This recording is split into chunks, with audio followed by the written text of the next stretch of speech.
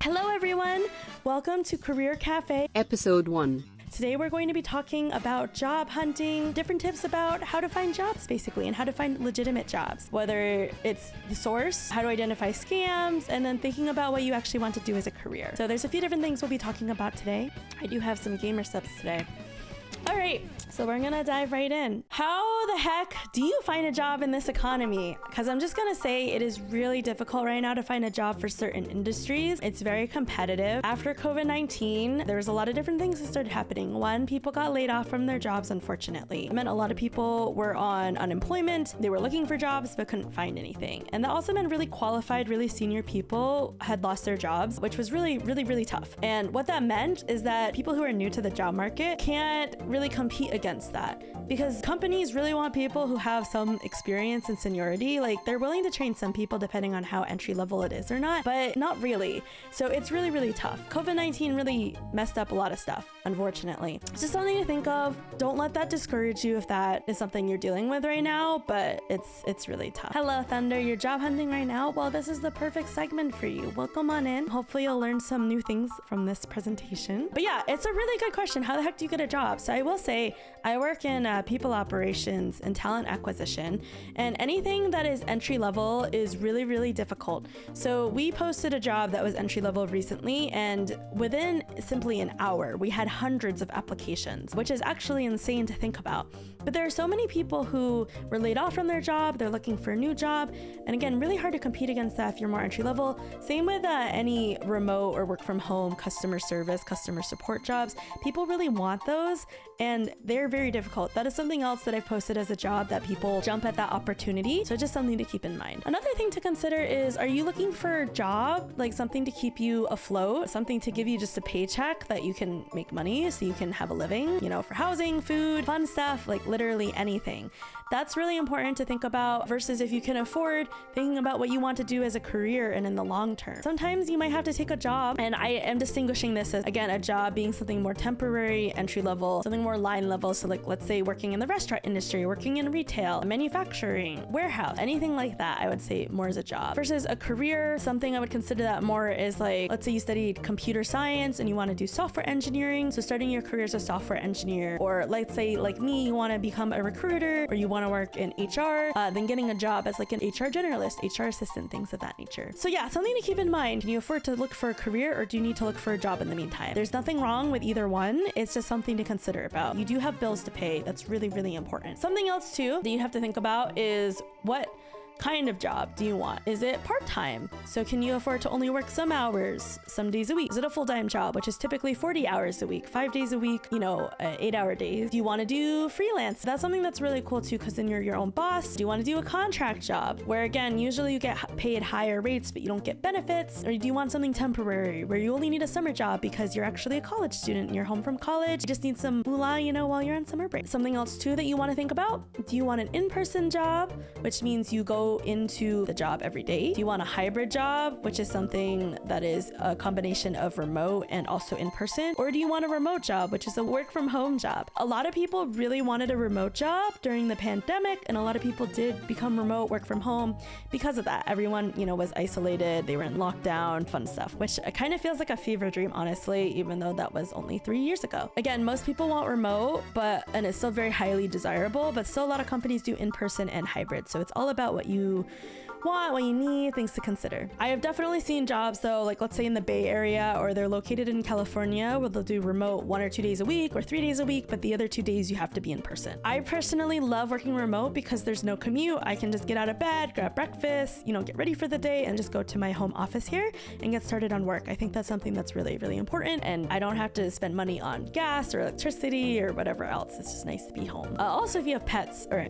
family members that you want to take care of throughout the day, depending on the job, that's something that you can do. You could do chores throughout the day, again, depending on the job, which is really nice because you also, again, save on time and no commute. So something else to consider are, what are your skills? What are your interests? What did you study? That's something that I talk about actually in the next slide as well. So for me, I am interested in content creation. I'm interested in social media, vtubing, streaming, things of that nature. I would say some of my skills are things related to job hunting, interviewing, hiring, people operations. So based on those things, I've kind of come to the conclusion I would enjoy a job doing like influencer partnerships, social media management, again, basically HR and people operations in general, helping others find jobs, find work, that kind of thing. So something else I'd say, skills, like let's say you studied programming or you're interested in programming, computer science, that's, I would say, one of the more easier careers to get into. If you're a very technical person, everyone is looking for software engineers overall. It can be competitive, but it's a well-paying job. And I think, again, it's a more skilled job, so that really helps too. Something else to consider is not every company is going to offer the same benefits, and then benefits are usually only applicable if you're full-time anyways versus any of the other, part-time, freelance, contract, or temporary. So some benefits you might want to consider are things like health insurance. If you have a lot of medical problems, health insurance in the US is not fun. Depends on different countries. Tuition reimbursement, loan reimbursement for student loans, 401k or retirement planning might be important to you. Mental health might be important to you. PTO is usually like one of the standards. So your paid time off, you have vacation days, sick days, all that good stuff. Those are really important to take into consideration. And usually that's part of a job description, is what the benefits are that the employer offers. Something else to consider is if you have any other schedule considerations. So like, let's say for me, for example, I do community theater. So normally I am busy from the hours of 6 p.m. to 9 p.m. Eastern time. So I would need a job that allows that. And I would also have rehearsal on Saturdays pretty much all day. So I would need a job that I can have Saturdays off, or I just don't ever work Saturdays. So usually like a Monday through Friday job, which is currently what I have. So that works out. But something like that, you want to take into consideration, or maybe you have like a class that you go to, you have school, or just like a dance class, singing class, acting class, just as an example that you need to go to. That's something you definitely want to take into consideration when looking at a job. I have a question. Can people work it out going to college? Yeah, absolutely. I don't think college is necessary, especially after COVID and what's going on. I think it's really helpful to get a degree. If you are unsure if you need a degree or not, you probably should get one. And I agree to that to an extent. I think just having a degree in general doesn't necessarily matter what it's in, but at the same time, a lot of companies will accept equivalent work or professional experience. So that's something you can definitely do. The only thing is just getting that experience as well. Hopefully that is clear, just different things to consider. So, something that I was also talking about is thinking about what you would like to do every day. Again, ideally it's something that you enjoy doing, and it's something that you don't mind doing for about 40 hours a week on a full-time basis. So that is usually, 8 hours a day, 5 days a week, whether it's Monday through Friday or a different schedule. Sometimes it can be 4 days of 10 hours. It really depends on the company. But yeah, you want to make sure it's something that you like. If you don't like it, you're going to be miserable, and every day is going to feel like a drag, and it's just not good. So you want to make sure before you accept a job offer as well, and when job hunting, that it's a job that you're going to like. Again, we talked about this, but like, what did you study? Usually that's hopefully something you studied is something that you liked, hopefully. Obviously, not everyone knows what they want to study in college, so that can be really, really tough, but ideally, something you like. And then, what are you passionate about? Again, this goes into the interest. Some people say that you shouldn't have your hobbies as a job. So like, let's say you really like gardening. People say that you shouldn't become a gardener or landscaper. I think, again, it really depends, because a lot of times when your hobby is your job, then it becomes something that you don't want to do every single day. And that's, again, totally fair. So for example, if my job was full-time content creation, I can't tell you if I would want to do it as well when I'm done with my job. Who knows? Maybe I wouldn't like it. But I do treat content creation and streaming as a part-time job, basically. Another thing to ask yourself when you're looking for a job, and you can vet this when you're interviewing, but is this a job where you will not necessarily care that the weekend's ending and you won't be dreading Monday? Like for me, I've definitely had those jobs where I've gone to sleep on a Sunday night and I'm like, oh my God, I have to work tomorrow. And I really don't want to work tomorrow. I'm so stressed about all these things I'm going to have to do, and I'm worried my boss is going to yell at me, or I'm going to have this conflict with someone else, or I have to do all this stuff and I really don't like that. Maybe I'm going to have a bunch of tickets if I'm a customer support person. You just want to make sure you're not going to dread coming into work on Monday. You want to make sure it's going to have a good work-life balance. That's, again, something else you can vet during the interview. Once you applied for the job, keep that in consideration, and also think about that when you're doing research about companies that you're applying for. Look at the reviews, really make sure you take those into consideration. The other thing I would say is there is no right or wrong answer. So for example, let's say you get a job and then you like it and it's fine, and then maybe a year later you're like, actually this isn't what I want to do. Maybe you're doing customer service and you decide, oh, actually I want to do sales, or I want to do graphic design, or I want to do programming. You can always change what your career is. It can be a little bit more difficult shifting because that means you have to start over from the beginning and you seem more entry level. Yes, there's going to be some transferable professional experience, but it can be a little bit tough. So that's just, again, something to keep in mind. The other thing I would say is when you are getting a job, and let's say you interview, you get through the job process, you like it, try to be as certain as possible that this is something you're going to like. And again, you can be at for a while, because it is a red flag to recruiters or people who are reviewing your job application if you've been at multiple jobs in what are called short stints. So you've been there for less than a year. Sometimes it's even 2 years or less, and you've had like multiple jobs. That can really be, again, a red flag to some employers, and they'll reject you based on that. So just keep that in mind. So when you're thinking about ideas of different employers or different companies that you think might be interesting to work for, these are generally more competitive because they're such larger, well-established companies, but there's a variety that I've put here as examples. So let's say you really like social media and you use it all the time. Could work for Facebook, Instagram, Twitter, LinkedIn, basically any other social media company if you really like it. These companies generally pay well because they're well-established enterprise tech companies. Not always, but they're a little bit more standardized in terms of salary, benefits, and what to expect. Same thing with a lot of these technology companies like Apple, Microsoft, Samsung, Google, aka Alphabet, Amazon, Slack, Nintendo, Riot. They're all, again, larger companies that are a bit more well established. Again, they can be a little bit harder to get into, especially companies like Apple and Google. I think they have very standardized processes, and sometimes they're very long. So something to consider. They can be quite competitive as well. But basically, again, something to consider. And a lot of these companies that I'm saying too don't do remote work, just so you have to keep that in mind. Usually they're in person or maybe hybrid. Startups tend to be more flexible in terms of remote work because startups move fast and they tend to understand that you wear multiple different hats, fast pace, and they'll allow you to work from home. There's a lot more autonomy and less micromanagement. So some examples would be SoundHound, OpenAI, which is the company that made ChatGPT, Tonal, Rally, Plaid, Headspace. Hopefully some of these companies are familiar to you guys. Same with SaaS platforms, which stands for software as a service. Like Notion is something I use for myself, for example. Spotify is very popular. Adobe, Ring, Wix.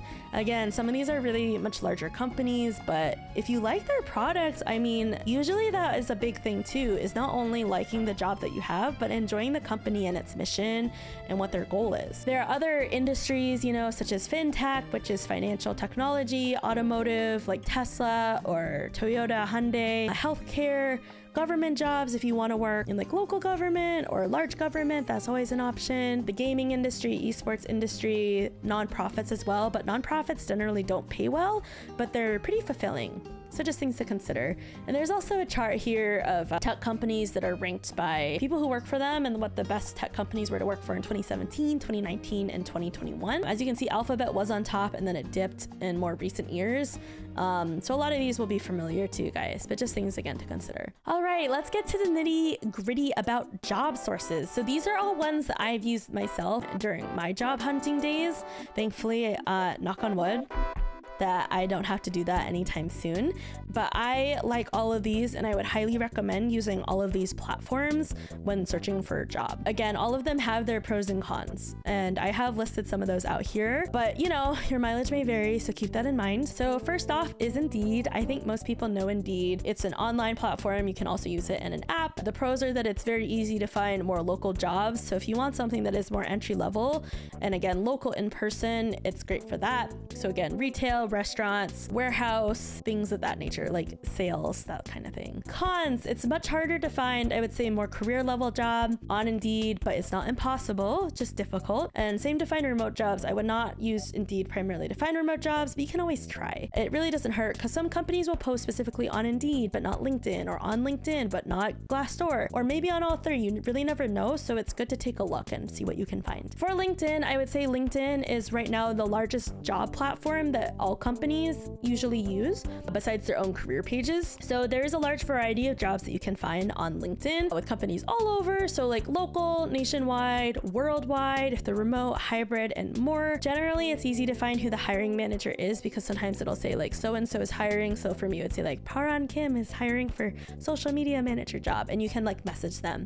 I will say when their names are attached, they probably get a lot of messages from applications. So if you are going to message the hiring manager or the recruiter, you really want to make sure that it stands out and it's not like the same old template that they give you, because LinkedIn does give you a template saying like, hey, reaching out, but It's the same message. A lot of people just use the template and it just looks the same as everyone else. You want to stand out. Also, to do research about the company, it'll show you easily if the company's more legitimate because they'll have other people who work for it. You could always try to reach out to them and ask what their experience is like if you want to, and also to network with people. So for example, let's say I want to work for Twitch. I go to the Twitch's webpage on LinkedIn and I go to the employees and I want a job in recruiting. So I look by recruiting for the people who are working on the job page and I see, oh, John Smith does recruiting. Jane Doe does recruiting. I'll send them a connection request. And sometimes these random connection requests, when they add you to your network, you can then open up that opportunity and that dialogue to message them and introduce yourself. Networking is honestly how you get a lot of jobs. You get your foot in the door that way, and it makes your application stand out. Again, this is not guaranteed. Your mileage again may vary, but it's something that's worth doing sometimes. It doesn't hurt. It really personalizes it, makes it stand out, shows you're resourceful, you do your research, attention to detail, things of that nature. Some cons, I will say, depending on the company, you might see the job is posted multiple times in different locations, which is really annoying.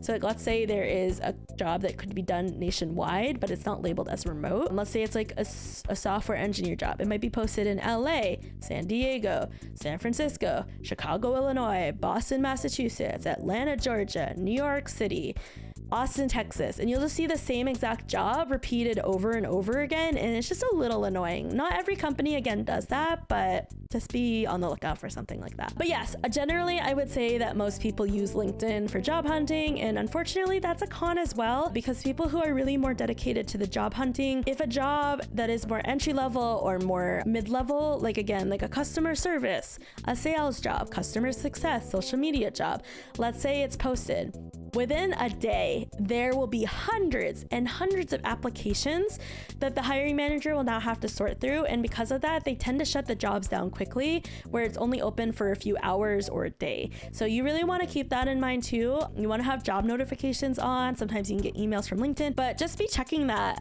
sometimes a few times a day if you're really serious about job hunting. Well-Found, which used to be AngelList, this is primarily a website for startups, which can be a good and a bad thing. So if you're someone who really likes startups, it's great. There's not always a lot of jobs that are posted. However, one of the big cons is usually because they're new startups, they're not funded or seeded yet. So they're bootstrapped and they actually can't pay you a living wage. They might be able to pay you like really dirt cheap and it's under minimum wage. So you just have to be careful about that, especially if you actually, again, need a job to pay the bills. But if you can afford to, then it might be a great opportunity. I mean, you might be part of the next Apple or Facebook or whatever. You never know.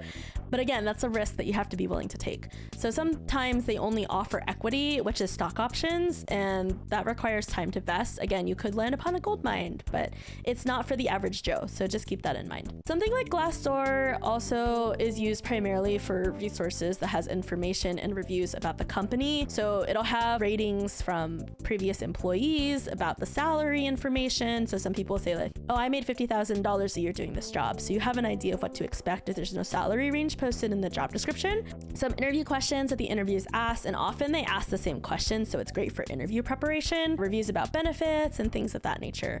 So again, that can be really good. One of the cons though is, again, not a lot of companies post there. Glassdoor will scrape the information from the company's website and it will get posted, but ideally, you find the job there, then you go to the company's website and you apply directly there. Hopefully that makes sense. Another con that I didn't mention on here is that reviews from quote unquote employees might not actually be from real employees.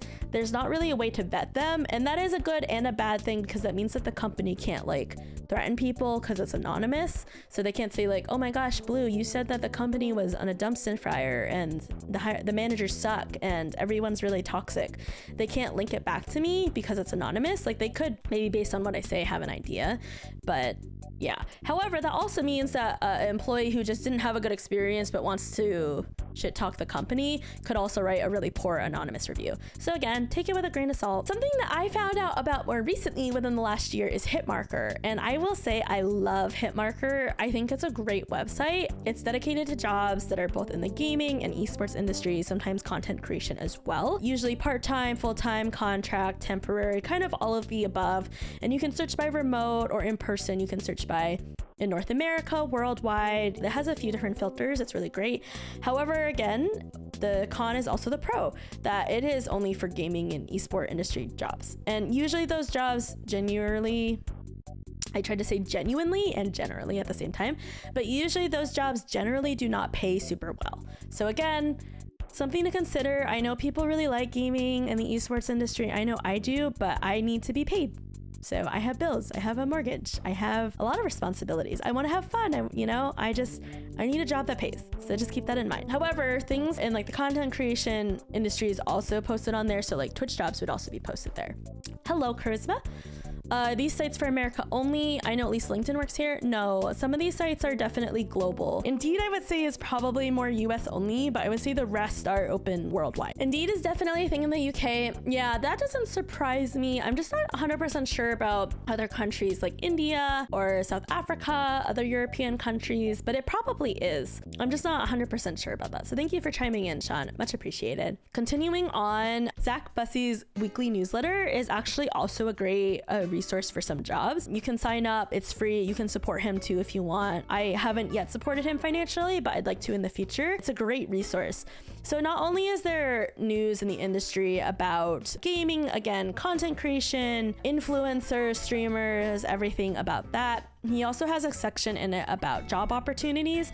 And usually these opportunities are ones that were posted like on Twitter or again, a little bit more niche that you might not have known about just by searching on your own. So it's really great for that. Again, it's a newsletter that you do have to sign up for, but again, highly recommend it. 100% worth it. It's great. Support Zach. He's doing a great job providing all this for free for us. So please support him. One website, I will say my absolute favorite out of this whole list so far that I've told you guys is probably remote.co. This is the website that I would use and check religiously for remote jobs. So it's a remote job board. It's organized by job type. So like, let's say there's customer service, sales, project management, engineering, design, HR. It's really great to search for that. And there's one that's just like an other section where it doesn't fit any of the other job categories. It is a con if you actually want something that is in person or hybrid, but I would say most people do want a remote job. So this is a great resource. The other thing though, is that not all companies of course aren't going to know about it and they have to pay to post on this website. So they don't always post there, but it's a good idea just to check. Gives you an idea of some companies that are remote and then you can take a look too at their actual careers page on their website and just see what other jobs they have too. Just something to add to your personal list. There was another website that I'd added that does remote jobs. It's called Remotive. It used to be remotive.io and I think it's remotive.com now, but it wasn't loading for me when I was trying to look at it tonight, so I didn't add it to this list, but that's just something else that I will add just in case it decides to start working again in the future. We Work Remotely is another job board that I would use quite a bit when I was searching for remote jobs. Again, it's another fully remote job board, but it's mostly for like tech companies and tech jobs. So more technical jobs such as engineering, programming, again, graphic design, product, things of that nature. So if you're looking for something, again, more customer service, sales, not 100% sure about all of that. I think there's some sales and customer success and account management jobs. But for me, because I'm mostly people operations and HR, this isn't the best job board for me. So again, your mileage may vary. So this job board that I'm about to talk about is my absolute new favorite, and that is the 4dayweek.io job board. This is a really, really wonderful one that is dedicated to posting jobs that are, companies that support and implement and use the 4-day work week, which is kind of still revolutionary at this moment, but it's so exciting because nobody actually works full 40-hour weeks. Like they quote unquote work 40-hour weeks, but you know how much dead time there is, or time they spend looking at their phone, or water cooler chats, or wasting time of some sort. It is so much better to have 4-day work week. And I am an advocate for the 8-hour 4-day work week. Some companies do a 10-hour 4-day work week, but hey, that's better than nothing. And that means you get 3-day weekends. So it's wonderful. But this job board is great because again, it's specifically for companies that support the 4-day work week in some regard. However, cons, there are not many jobs currently that get posted to this job board. Not many companies are part of this movement yet, so it's much more limited. But again, it's really great if you're excited about the 4-day work week and something you want. The only other thing to consider is that these jobs are also going to be highly competitive because everyone wants a 4-day work week. Yeah, I mean, who wouldn't? So just keep that in mind. Very, very competitive for those, but great resource to find companies that support the 4-day work week. You can look them up on LinkedIn. You can follow them, check out new jobs that get posted, network again with some people who are part of them. And yeah, That's what I started doing actually recently. I found a company that supports the 4-day work week. And I was like, how can I connect to people from this company for the future, just in case? Okay, so that's pretty much my list of job boards that I use. There's a couple others I didn't include, but primarily that's what I use again when I'm like, what's new for jobs? I'm just kind of seeing, just poking passively. Let's see what's out on the job market. There are other specialized job boards that do exist. So things dedicated specifically for engineering, design, marketing, product, you name it. HR, people operations, there's one that I really like that's called like People Ops Jobs or something like that. That's by ChartHop. That is a compilation of specifically HR and people operations jobs, which is fabulous for me. And those jobs don't always get posted to these other job boards. So if you do identify what niche you're interested in, what type of job you're interested in, just look it up, just Google it. You'll definitely find some. It's great. Finally, we're on to scams and red flags and basically what kind of jobs or companies to avoid.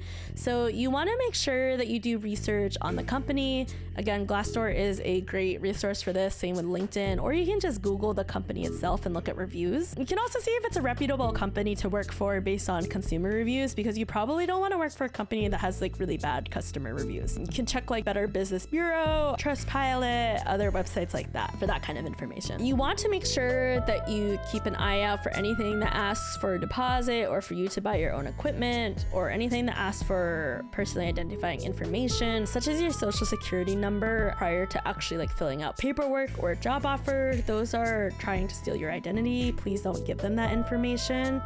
Yeah, don't do that. That's really bad. Other things to avoid are multi-level marketing scams and pyramid schemes, also known as Ponzi schemes. You might find some people who are a little bit delusional or believe genuinely that they can make a lot of money from it, and maybe they will, but it's just a really shitty way to make money. It's like involves scamming all of your friends and loved ones and acquaintances and people that you don't like, that you love, not that you don't love, but the people you do love, and it's really, really shitty. Don't do that. Hello, don't touch me. I would let Blue scam me? Oh really? You sure about that? Absolutely sure. You want me to scam you?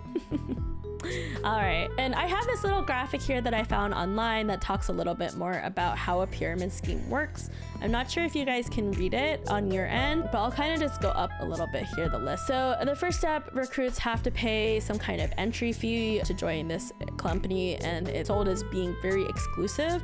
The more you pay, the more benefits or privileges you get. Maybe that does sound like some streams, like Twitch streamers. At the next level, recruits are then given products to sell, but the focus is placed on them recruiting more people to sell more products and join the company. So basically, if I join a company and I get sold these things, I buy into them to try them out, and then I'm like, oh look, isn't this great? I get a commission, and you can get a commission too if you buy them from me, and then it keeps going. That's actually the next level. Recruits are paid commission for every new member that they bring in to the company. New members then recruit more company to join, and they pay the entry fees. The system is then designed to benefit the few top management on early entrance in the company, hence why it's called a pyramid scheme. Eventually, new members, the main source of income to the company, will run out and the entire scheme collapses. And then members at the bottom lose their investments and the money that they spent, while all those at the top get to pocket the money because it funnels upward. So how to spot a pyramid scheme? The company charges a high entry fee. The company's business model is very vague. Source of income is primarily based on recruiting new members. The products sold by the company is usually biggest giveaway. They're usually overpriced, or again, don't really have any general consumer value, so the average consumer isn't going to buy them on their own. Legitimate companies would also discourage their employees and salespeople from buying too much of the product on their own, and also offer opportunities for refunds on these unsold products. Pyramid schemes do the opposite, where they encourage you to buy as much as possible and they won't offer you a refund. The company would also promise you very and unusually high returns on your investment. The more you invest, the higher your returns will be. And generally, again, anything that sounds too good to be true is too good to be true. So you just really want to make sure. Don't get caught in a pyramid scheme, guys. It's really bad. Multi-level marketing, very similar. Again, it's just another word for it. But things like Mary Kay, they sell all those beauty products and it's focused on recruiting more and more people. Don't get involved in that. It's really shitty. And some people, again, will be very defensive and say, no, it's a legitimate job. Yes, but like, it's dirty money. The way you're doing is scamming the out of other people. Just scamming your friends and, again, loved ones. Don't do that. Just don't. Another red flag is when the interviews take place over Skype, which is pretty much dead, WhatsApp or some other chat messenger, and they don't ask you to hop on either a Zoom call, a Google Meet call, or a phone call to have an interview. And they will ask questions based on your experience, your background, if it's legitimate. No legitimate company would actually conduct an interview over a chat messenger. Another thing to look out is to verify that the email is legit. Sometimes scammers try to spoof other legitimate companies' emails by saying blah blah blah at google.com, and it's not a legitimate email. So here's an example here where it says interview-bignamecompany.regina@gmail.com, and that is a really sketchy email. Anything that ends in gmail.com is not going to be legitimate unless it's like someone local business might be at Gmail, but anything that's like online, remote, that's not legitimate. As you can see, like in this email, it's kind of saying like this is a strictly online work from home job. You can choose the working hours. It's very flexible. You get paid for this and these different positions that are very generic of data entry, administrative clerk or assistants, customer service, executive assistant. Please text us at this number. And then there's lots of like punctuation or grammar errors. Those are all red flags. Don't fall for that. Just ignore it. It's spam, delete it. I don't care if it's like promising you $1 million a year. It's not worth it because it's fake. It's not real. All right. So that about wraps up this segment that I had today. It's a little bit of a shorter one because it's more focused on, again, job hunting, finding jobs. Next week, we'll probably be focusing on how to apply for jobs, resume tips, cover letter tips, answering job application questions, things of that nature. So does anyone have any questions based on what we talked about, or anyone who just came in, questions about job hunting? Jesse, how do I get my parents to love me? You need to become a doctor or a lawyer and make 6 figures a year, but it needs to be around $400,000, and then you need to take care of them and send them money, and then they'll love you. Well, if no one has any questions, what I can do right now is take the time to show you guys how I would search for a job on LinkedIn. Do you guys want to give me an example of a job that you would be interested in? Like, this is my LinkedIn profile that I made. You guys can add me if you want, or follow me on LinkedIn. This is where all VTubers and content creators should move, is to LinkedIn instead of Twitter. Cybersecurity analysis. Okay, runner, sounds good. Any specific location or something that's remote? All right, remote. Okay, so let's look at this. So cybersecurity analysis is what we want. So we'll search for that. Here's what we get as options. So right now it's showing us all these jobs that are promoted. So basically that means that these companies paid money to LinkedIn. That's just all that it means by promoted. But we want to search. So right now it defaults to United States because that's where we are. Ideally, we want, again, remote. So we're going to select the remote option. It's going to say show 226 results. The other thing that I would do here is I would narrow down to the time it was posted to either the past week or past 24 hours, depending on if it's like a really high competitive job. I would do past 24 hours. So you want to make sure you're seeing the most recent stuff. But I think cybersecurity analyst isn't that competitive. So I think we'll be fine with past week. So here we can see that it says that this one is United States remote. This is promoted. It's an Apollos. A little bit about the company. It's a contract role, mid to senior level. The company has 500 to 1,000 employees, and this is the industry: IT services and IT consulting.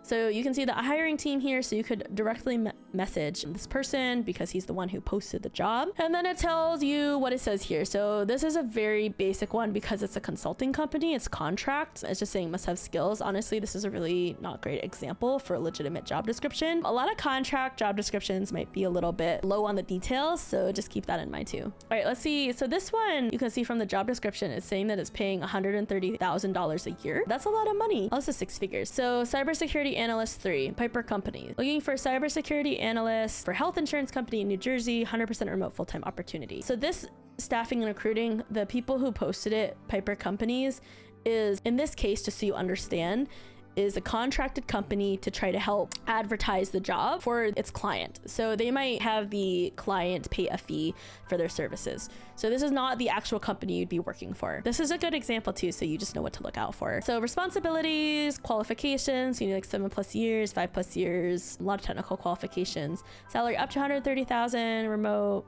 There's some benefits, pretty basic medical, dental, vision package, 401k, PTO, and has like a keyword section. So again, good example to show of what is one that's like through a contracted company. LinkedIn also has Boolean searches, so you can use keywords like not and use parenthesis for a more specific search. That is true. That's a really good point, Jesse. If you don't know what Boolean searching is, like Jesse just said, it's kind of similar to even like Twitter searching or Google searching, where you can use specific things to exclude certain words. Like maybe if you don't want to work work in esports, but you want to work in the gaming industry, you can customize that. So that's really good to know. Thank you for mentioning that, Jesse. Let's see if we want to find a more entry-level role. Only 14 jobs. Okay. All right. So let's see. This is sometimes too, it says it's entry-level, but it's not. LinkedIn filters are not great about that. So just keep that in mind. A lot of these cybersecurity jobs are through like a third-party company. Let's see about this one. Or maybe it's just because they're not like startups that this feels weird to me. So DSA, IT services, IT consulting, $90,000, cutting edge solutions. So this is a company that does consulting for a government. I don't know, to me that's boring, but security analyst, fair enough, I guess. You'd work for the government? Oh my God, Jesse, really? That's hilarious, actually. I don't know, I think it's a little boring, but also it's cool, but a little boring. But that's just my take. I like working for startups personally. You're a contractor, so you get all the work while all the actual government employees get to sit around and chill. Oh no, not like this. Those lucky bastards, true.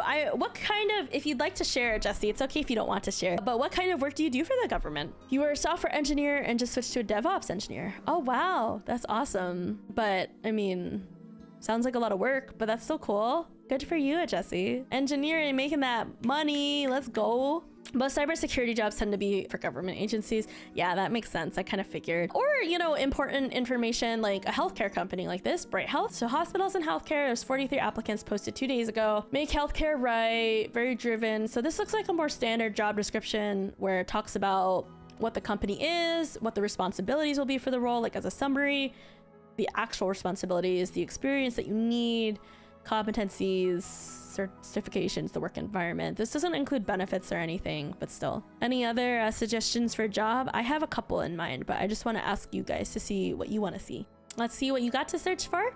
All right, I'm gonna do something basic. I'm gonna do customer support because this is a more entry-level job that I think a lot of people tend to look for, especially when wanting to work remote and entry-level. It's very competitive, so I'm gonna do past 24 hours. Let's see, a lot of these are probably also through contracting, and so you can see there's some that you can see like the same company multiple times. Let's do something like McKesson here. So they're saying it's remote, hospitals, healthcare. The range of the job is $21 an hour to $35 an hour, which is pretty good. Fortune 10 company, does healthcare, yada yada about the company.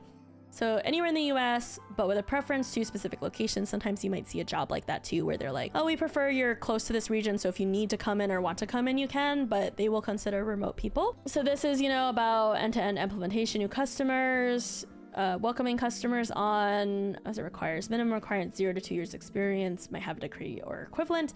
So yeah, there's a lot of different opportunities here. It's pretty generic job description, but detailed, and it has a job pay range, which is always great to see. We appreciate that. Let's see what Hello Team is. Changing the way organizations retain top talent through innovative and modern software. Okay, I actually don't really know what that means. So sometimes companies are really vague in the way that they phrase things, so you have to like look at the company itself, their website, and see if they give any more specific details. But they are a SaaS platform. But that's cool. Maybe I should show you guys some other job websites. So remote.co, this is my favorite job website for remote work. So for customer service jobs, you can see here, there's some from like 4 hours ago, some from longer ago. Let's just look at this one.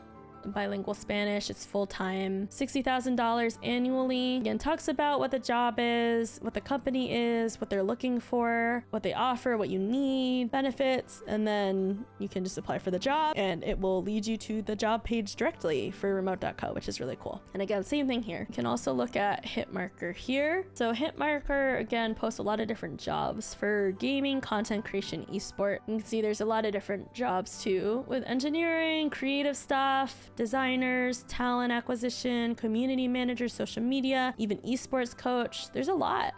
It's really great. And you can search and filter here. I don't know why it's being weird like this. Like Minecraft YouTube scriptwriter, Japanese content manager for Valorant. So yeah, a lot of different opportunities here. Hopefully that just gives you an idea of some things that you can find. No shot, you saw 5K per year. I would believe it. Yeah, well, it's a part-time job. It's a junior role. It's at a university. Because it's part-time, only $5,000 a year. A lot of these jobs also in the esports industry generally don't pay well, as you know. Director of esports. How much does the director of esports make, do you think?